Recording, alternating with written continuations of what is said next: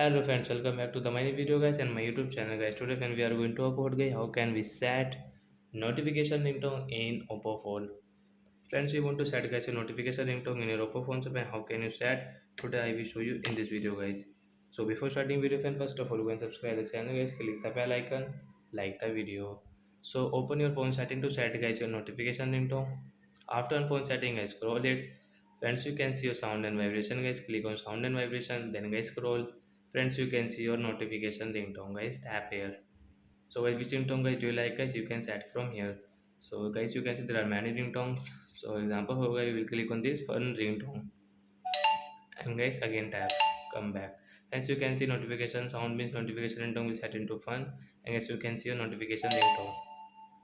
So like that guy, we can set notification ringtone in Oppo phone. So that's it guys, thanks for watching the video. Bye bye friends, we will meet on next video with new topic. Bye guys.